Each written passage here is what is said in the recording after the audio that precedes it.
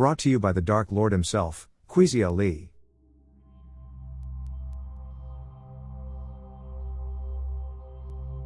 Before we get into the stock scenarios, quick key terms.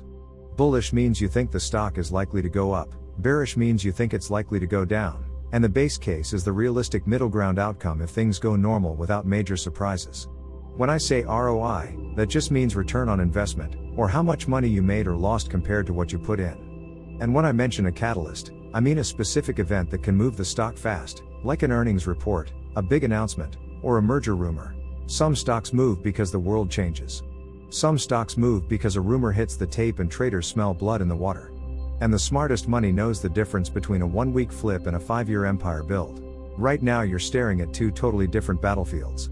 One is media consolidation, where Netflix and Paramount might fight over Warner Brothers like it's the last oxygen tank in the streaming war. The other is Tesla, where autonomy and humanoid robots could either rewrite the economy, or remind everybody that hype can die fast. Let's talk short-term first, because that's where people get trapped. Short-term profits usually come from volatility, not truth. And volatility shows up when a deal rumor drops, a bid leaks, or regulators start barking. In a media deal scenario, the market typically hits the acquirer first and asks questions later.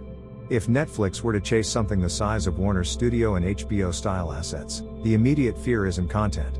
The immediate fear is debt, dilution, and whether the government slams the door. So the short-term Netflix play is messy. You might see a bounce if Wall Street thinks the content moat just got deeper, but you can also see a drop if investors think Netflix is taking on a low-margin anchor. That's why a 1-week Netflix outcome can realistically swing either way, because the story fights itself. Now Paramount is a different kind of short-term animal. Paramount moves like a distressed asset, which means buyout chatter can inflate it fast, and disappointment can deflate it even faster. That's why it can be a great flip and a terrible hold, depending on what happens next. If the market believes Paramount is in play, you can see quick pops. If the market believes the deal is blocked, underfunded, or politically toxic, you can see the stock puke hard. That's the risk of playing rumor roulette with 10 grand. Here's the clean way to think about the Netflix versus Paramount short-term math.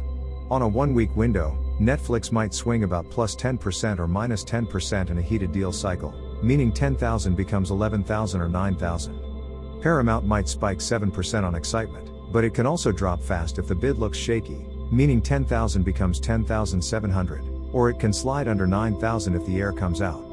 Over 1 to 3 months, the deal battlefield gets even more dangerous. That's when lawyers, regulators, unions, and politicians start adding weight to the story. And when that weight lands, it lands on the acquirer first, because the acquirer is the one taking the risk.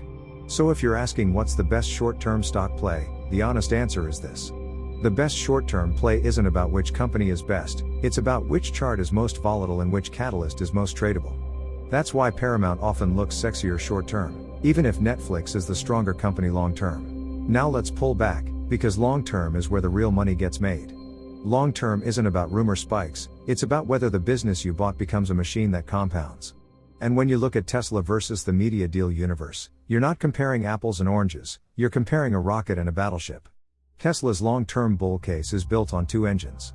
One is autonomous driving, turning cars into revenue-generating assets, like a rolling ATM on 4 wheels. The other is Optimus, humanoid robots that could eventually become a labor platform. Some analysts project robo-taxis explode over the next decade. One projection has Tesla capturing around 29% of US robotaxi miles by about 2032, with Waymo around 38%, which is basically a 2-horse race. And the rest gets split between ride-share leftovers and whoever survives the regulation gauntlet. Another big projection says the US robotaxi fleet could grow from roughly 1,500 today to around 35,000 by 2030. That kind of scaling matters because it turns autonomy from cool demo into real revenue category. And if robotaxi miles become a meaningful chunk of total ride-share miles, the revenue opportunity gets big fast. But Tesla's robotaxi story isn't just about demand. It's about cost per mile, safety, and who can scale without burning cash.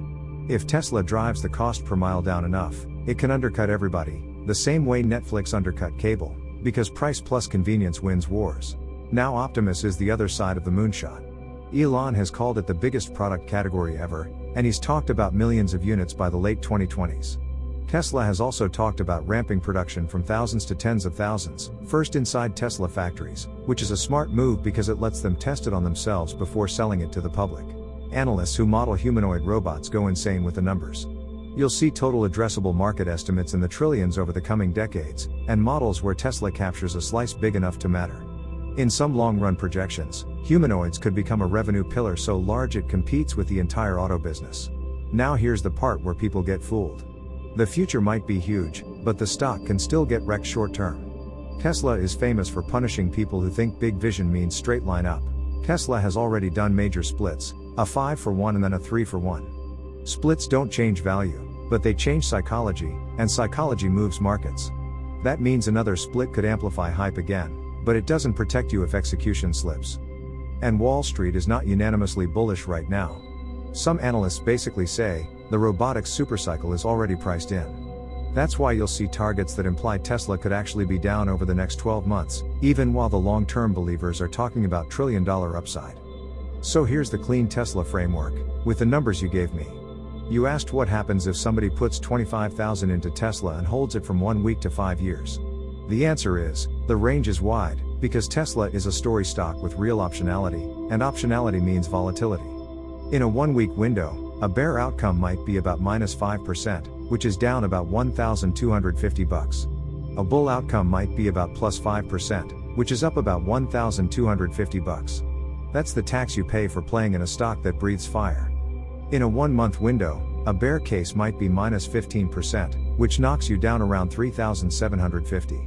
A base case might be +5%, adding about $1,250.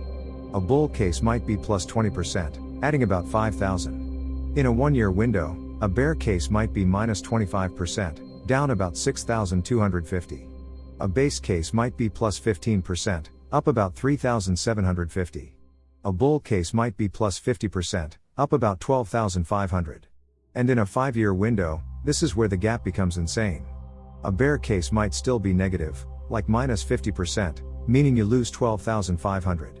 A base case might be +200%, meaning you make $50,000 profit on that $25,000. A bull case might be +500%, meaning you're up $125,000 profit. Now compare that to the media deal world. Even in a best case Netflix long-term scenario, you're talking about something like doubling over years if everything goes right. That's solid, and for many investors, that's the whole point, because it's a compounding machine with less chaos than Tesla. But Netflix's deal risk is real if they try to swallow a giant studio. Debt changes the story, integration changes the story, regulators change the story. That's why Netflix can be a great company and still be a risky trade during acquisition drama. Paramount is even more extreme. Paramount's long-term depends on survival, restructuring, or being bought in pieces. It can deliver huge percentage gains if the buyout story becomes real and sticks, but it can also deliver catastrophic pain if the deal dies and the fundamentals take the wheel again. So what's the best long-term investment and what's the best short-term investment, using both research tracks together? Short-term, the trade is the media rumor cycle, because that's where rapid repricing happens and catalysts hit hard.